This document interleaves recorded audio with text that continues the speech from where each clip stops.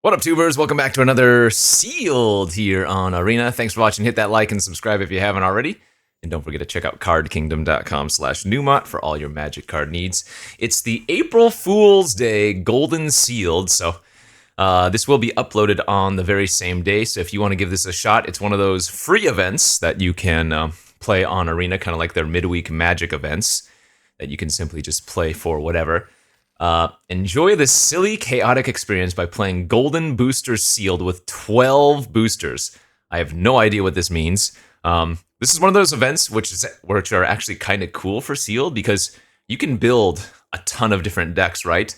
And because there's no limit and there's no entry fee, if you want to just keep playing some free games of Sealed, you are totally able to do that. Also, with 12 packs, you are very likely to be able to build multiple decks, right? There might be like a quote-unquote best deck. Oh, that is a weird way to open it. There might be a quote-unquote best deck, but overall... What is happening here? Wait, this is way more than 12 packs.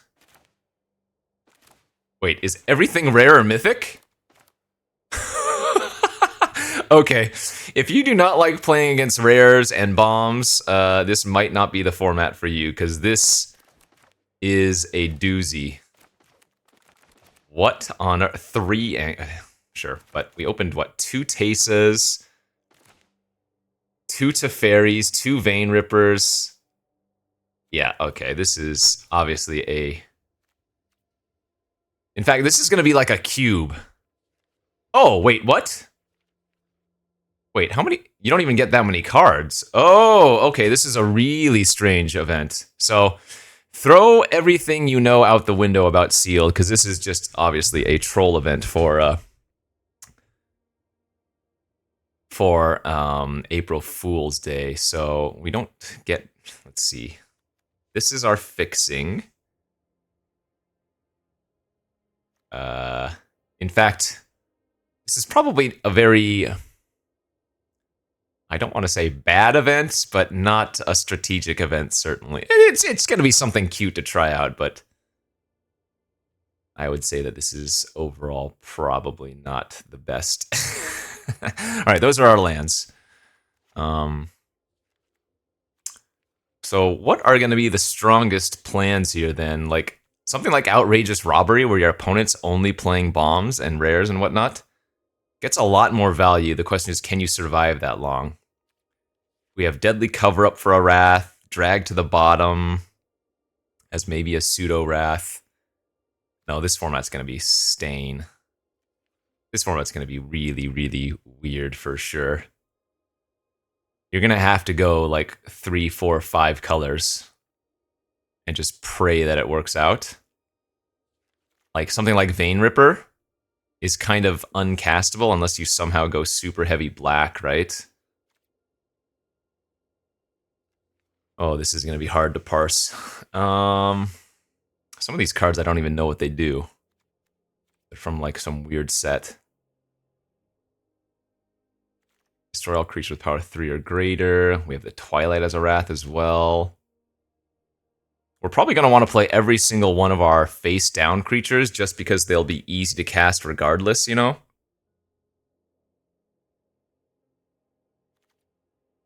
So playing the 2 Gatekeepers and the Vindicator has to be correct, I would think.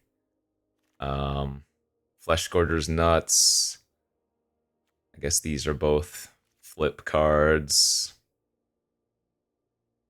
Any other disguise creatures we can play? I don't even... What is this? Cura Sovereign of the Deep. Whenever you cast a Kraken, Leviathan, Octopus, or Serpent. Alright, that's going to be irrelevant. Nashi Moon's Legacy, 3/4 Menace Ward 1. Exile to 1 target legendary or rat card from your... Okay, that's irrelevant. Well, I guess I can get back legendaries, but... Is there any world I can just build, like, somehow red-white? It almost looks like I'll be able to build a red-white deck, which might actually be the correct play, because then we can just beat people down while they're trying to do all of the actual fun stuff.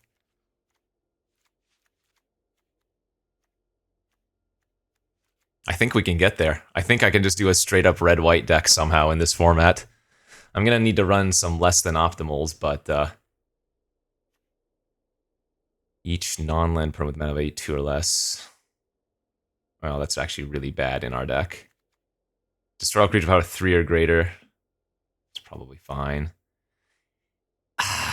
8 mana in a Boros deck is a little bit of a stretch. And then is there a random face-down card I can play?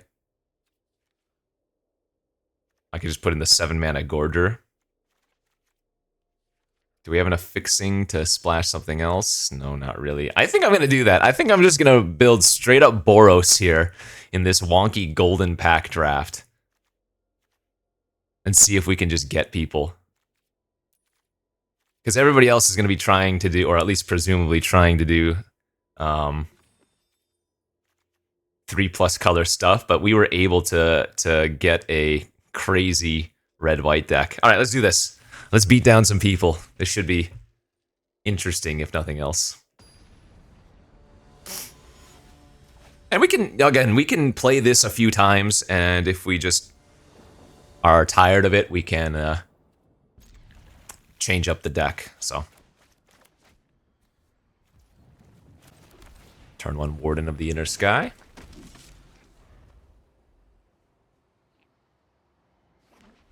Anim with swords is kind of nice. Oh yeah, we're gonna have a Krenko next turn as well. We're gonna go Anim first into Krenko.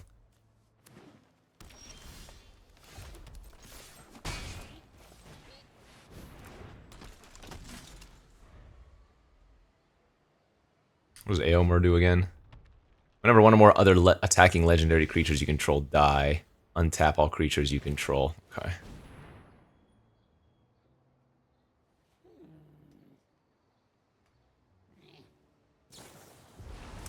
Leyline Binding the Anim in response.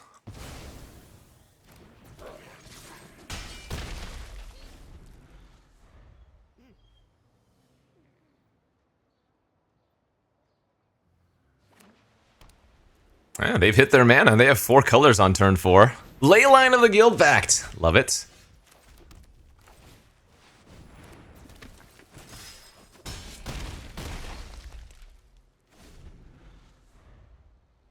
Alright, let's see if they have a Wrath effect.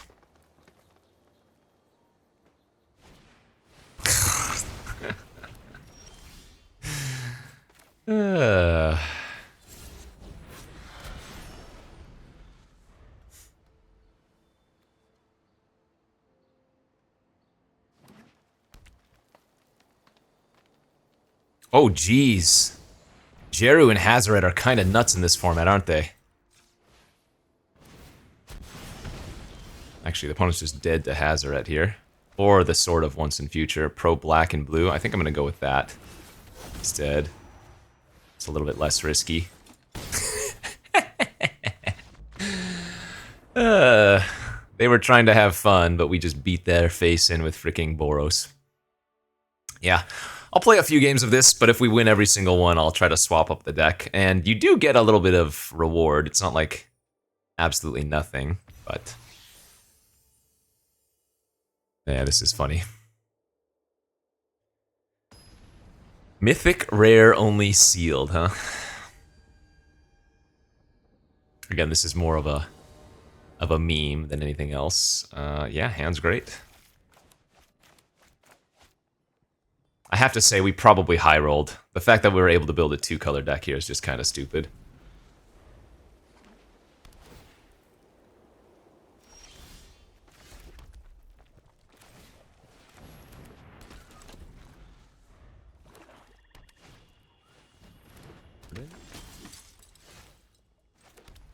I wonder how similar the pools are.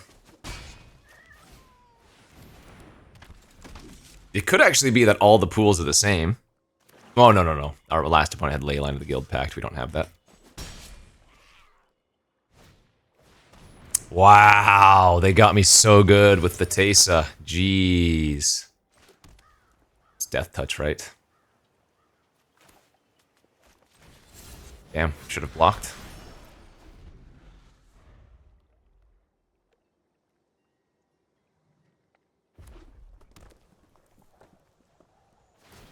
Okay, so they're gonna get a 1/1.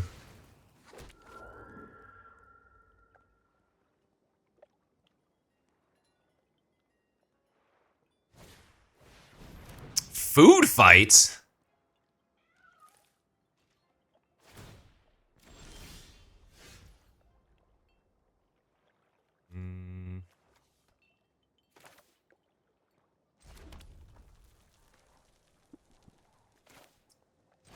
So we go Cranko.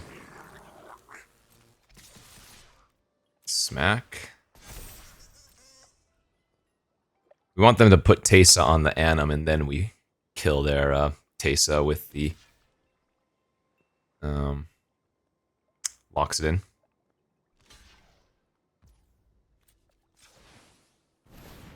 That way we're more likely to preserve our Anim for the following turn.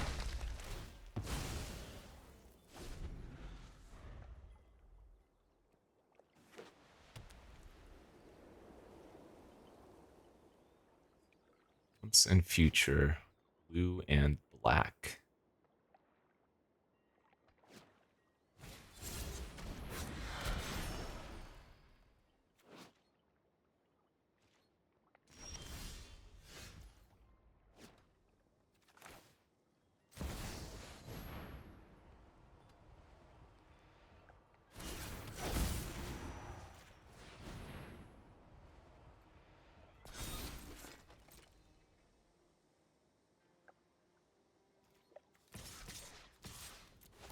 Okay.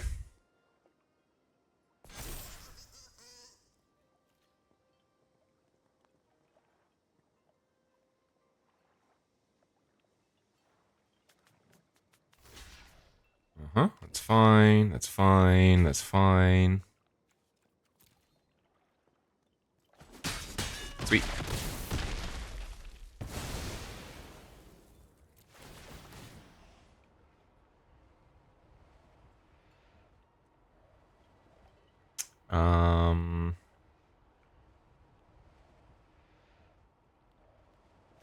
I guess I'll just put them both in the graveyard for 10th District Hero activation.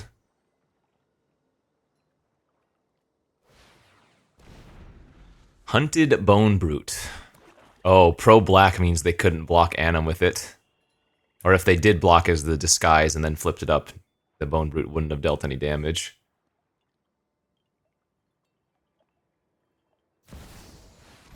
Blade Coil. So I'm going to have to discard 2 cards, is that right? Oh, just 1. Wait. Did they mistap? Jeez. Okay, well.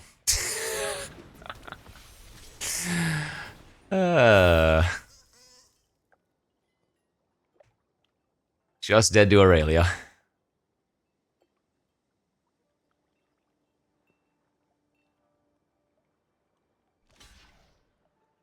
I thought I was saving time, but I guess making the tokens means they got the block, but in any case. Yeah, we opened a pretty crazy pool. Everybody else, again, is probably going to be doing these multicolored monstrosities, and we're over here with just the Boros good stuff. April Fools! We'll do 1 or 2 more with this deck, and then I'll try to swap things up a little bit.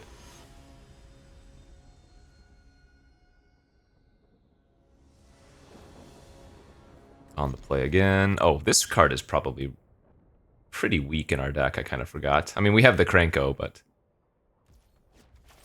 I guess it is, at the end of the day, just another red-white card that we needed to throw in, right?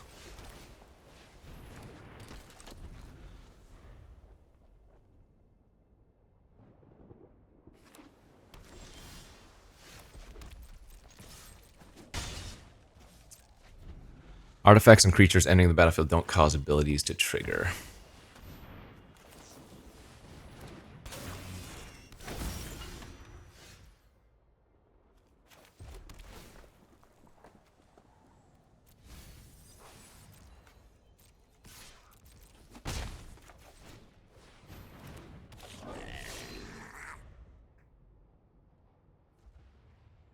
So their artifacts, instants, and sorceries cost 1 less. If they actually have Mightstone, Weakstone, that would be incredible. But the Thrall turns off the ETB of it.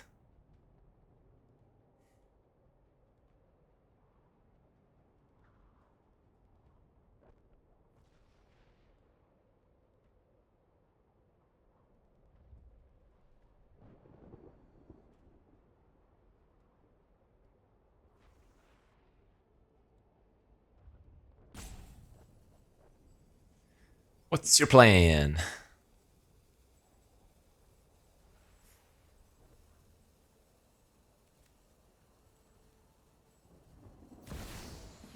Agatha's Soul Cauldron. It's kind of scary. It's making me discard a card? No. Whenever one or more creatures you control deal combat damage to a player, you may reveal the top card of your library, put in your hand. If you do, you lose life. Okay.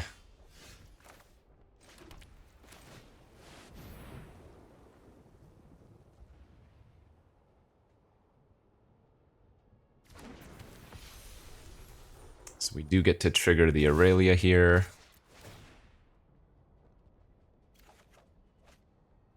This card's really good, right? Creatures you control get +1/+0 and have haste. At the beginning of your end step, exile any number of non-token artifacts and or creatures you control. Return them to the battlefield into the end card at the beginning of the next upkeep. Yeah. So it protects your creatures from wrath and whatnot, but also pumps up and puts more pressure.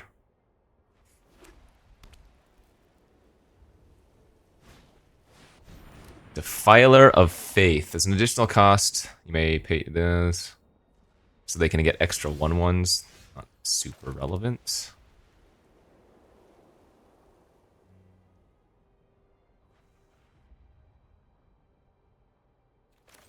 I guess we'll just run out Jeru and Hazaret and attack for 5 in the air.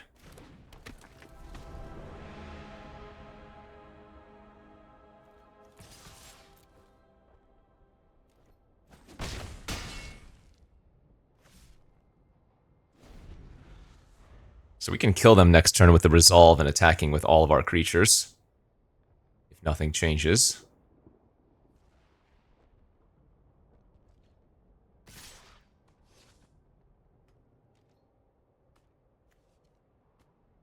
Yeah, I think I just take the hit for 5. Let them get the trigger.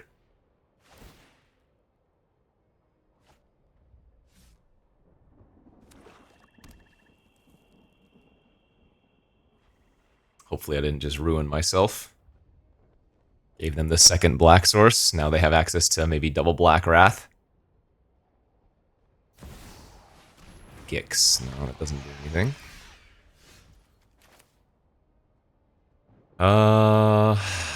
Actually... No! I could have gone face down, and then I would have gotten the Jeru trigger as well. Well, in any case. Yeah. So our deck is pretty good. And we got maximum wins. Let's play one more with this deck, and like I said, then we'll swap it up and maybe just do like some 5-color YOLO for fun. But...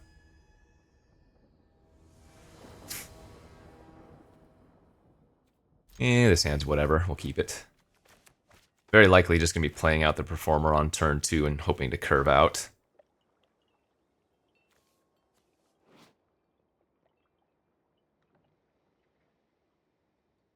Oh man, Battle of Bywater with Krenko is kind of sweet. Krenko after the Battle of Bywater and after you've gotten a bunch of food.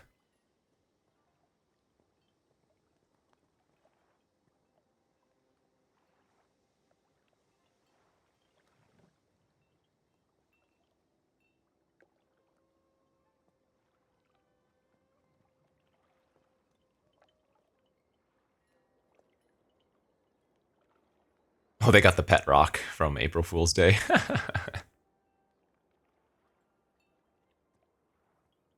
Kinda funny.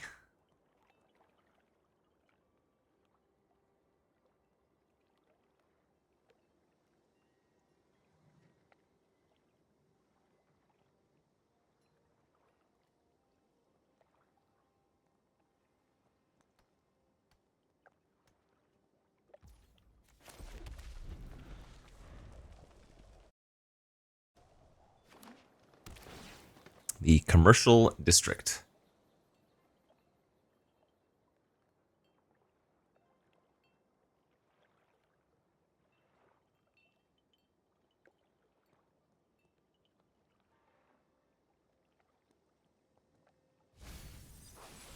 Encroaching Mycosynth. Non-land permanents you control are artifacts in addition to other types. The same is true for permanent spells you control. Weird. Sharp-eyed Rookie, sure.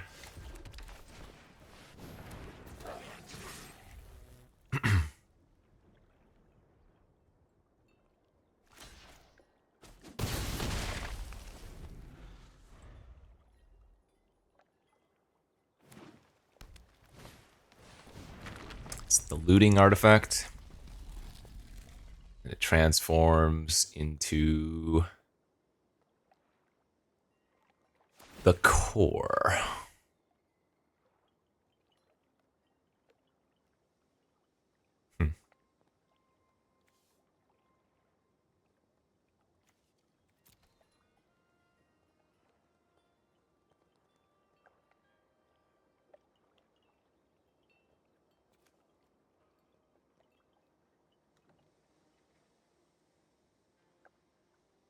Well, Krenko's legendary, so Anduril will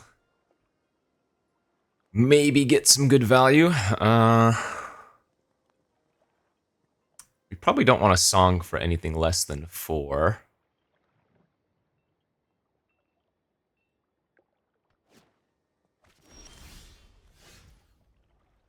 Anim's pretty good too if we can get that going.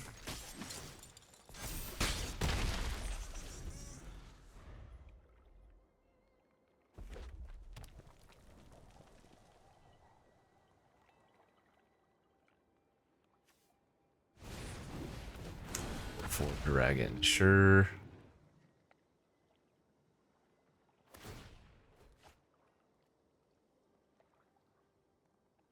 This might be correct if we draw a land here, just to song for 3 and attack for all. I think that's actually fine, right?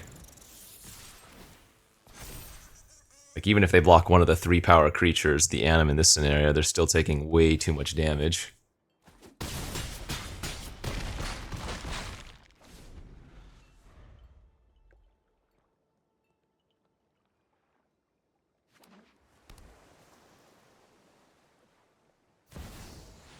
Borborygmos! Borborygmos and Fibblethip together at last. Yep, they're still just dead on board even if they kill Krenko here.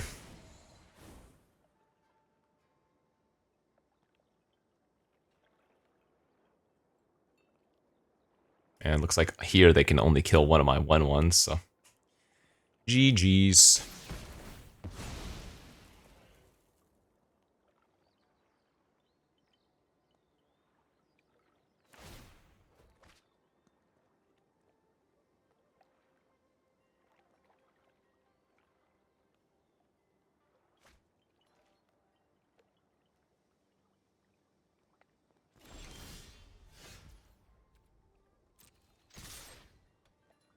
Block, take 4.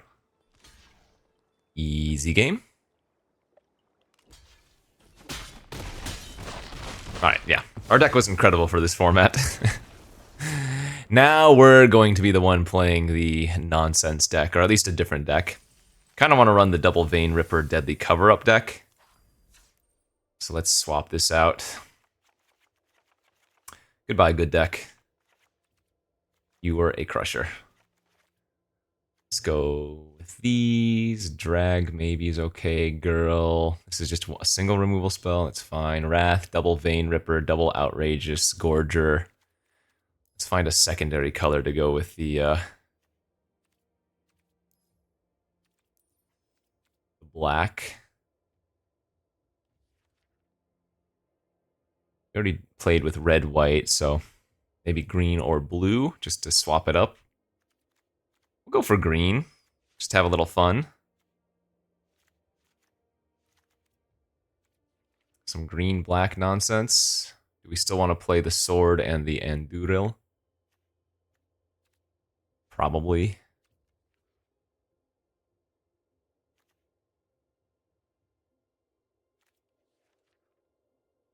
Oh, maybe we don't have enough playables for straight-up green-black.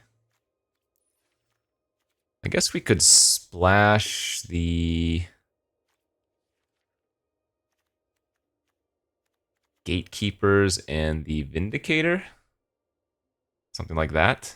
Because we have one black-white duel. I mean, I bet you black-white is just better since we have the double... it's probably just better to go black-white here. Or black-white's also really good.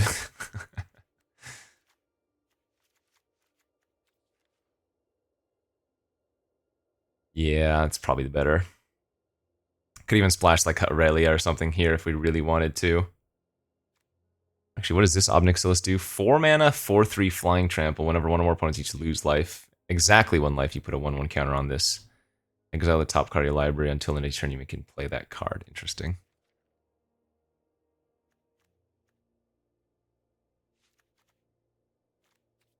Alright, that's fine. We'll just swap up to black-white. Straight up. Try to go a little bit heavier on black since we have 2 Vein Rippers and a bunch of double black otherwise. Yeah, play a couple games with this and then we'll call it good. Again, just kind of a fun event. Couple of cosmetic rewards more than anything, but get to play with a lot of rares and mythics, that's for sure. Sure, this is fine.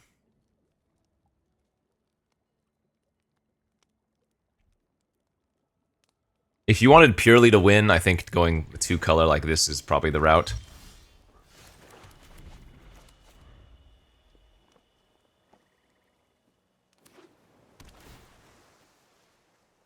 Jeskai land start for the opponent. We did add that extra swamp, and yet here I am drawing all of the plains.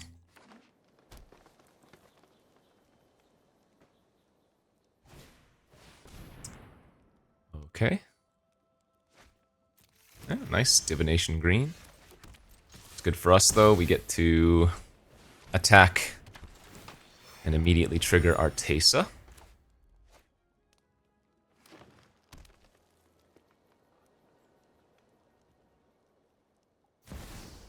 Titania. Black source received.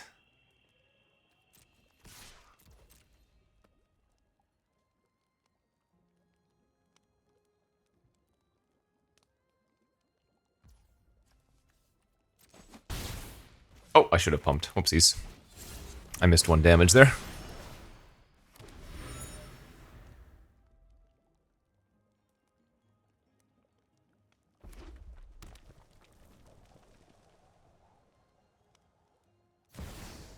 Hey, Quintorius. Okay. Good luck on your discovers. Oh, they're gonna make a creature, sure. I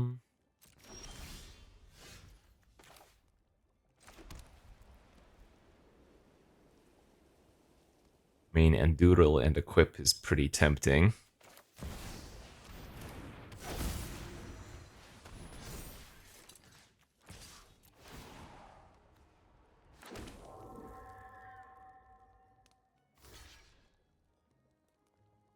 Oh, Titania has reach, don't forget. Oh, I'm happy with this trade. We have Death Touch.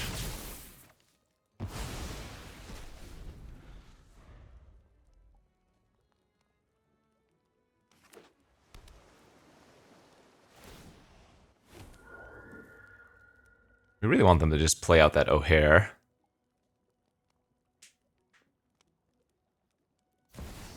Nice, good. Let's see here.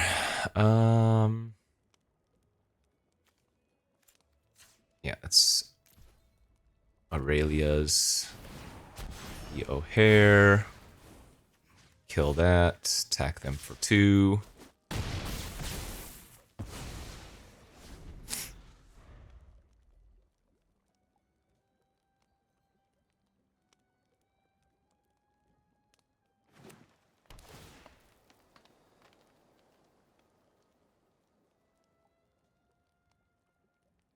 You know, the weird thing is, because everything is rare and mythic, you're actually gonna see fewer removal spells overall, aren't you? And the removal spells you do see are usually gonna be, like, mass removal spells. I didn't think about that until just now.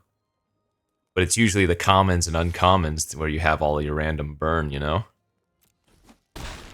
Or, like, kill a creature effect. Did they just leave themselves dead here? I think they just left themselves dead on board. Yeah, okay. Not yet. I'm still not ready to smile yet. You gotta give me another set at least. Alright, we'll do 1 more game with this deck. Call it good from there. as fun as it is, we are kind of just rolling people. Oh, our first bad hand. Man, for real though, we have more. We have like 9 swamps and 7 plains in the deck, and we keep drawing the garbage. I actually like putting it in the graveyard because that lets us eat it with the 10th District Hero for the first collect evidence. Also draws us closer to some lands.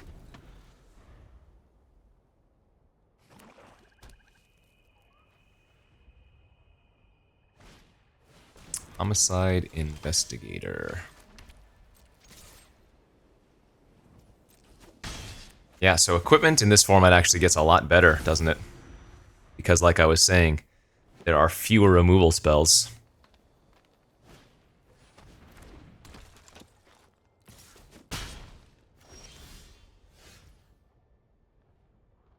Probably just better to Teysa instead of equipping.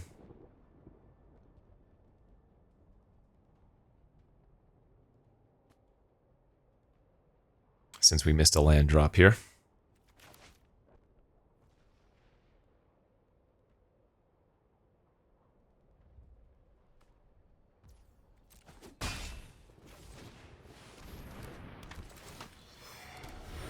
Teysa is also legendary for the Anduril, making attacking creatures immediately.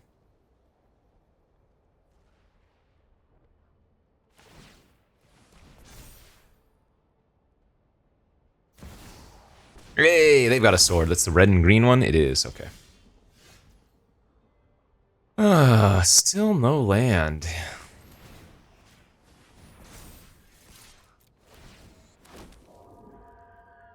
Let's give trample? No. Sleeper doesn't have death touch yet, so just bashing in seems good.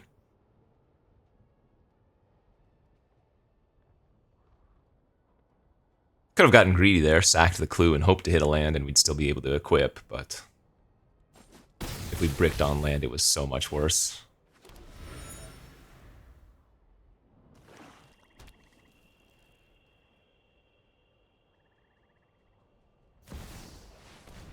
Massacre Girl. Sure. They're gonna shrink. Okay, that's fine.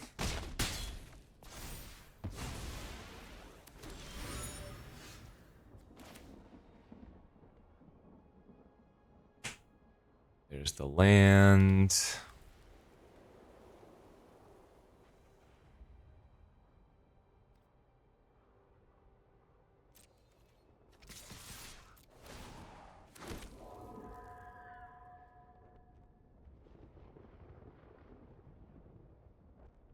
I'm okay with trading with Massacre Girl if they want to. Oh, wait, they have to. Never mind, they have to block here.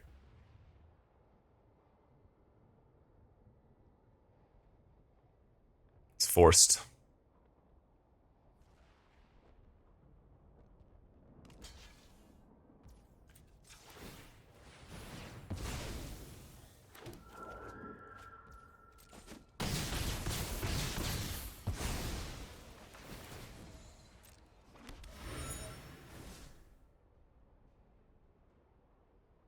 Guess we're just gonna pass and draw another card or hold up 10th District activation. I suppose I could have gotten in for 2 more damage had I attacked the 10th District and just leveled it up, but whatever.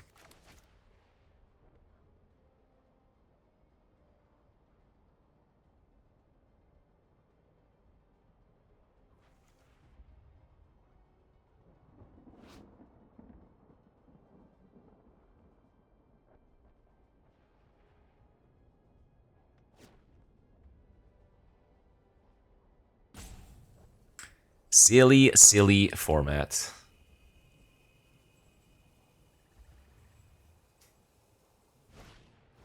Teething Wormlet. That can gain life, right?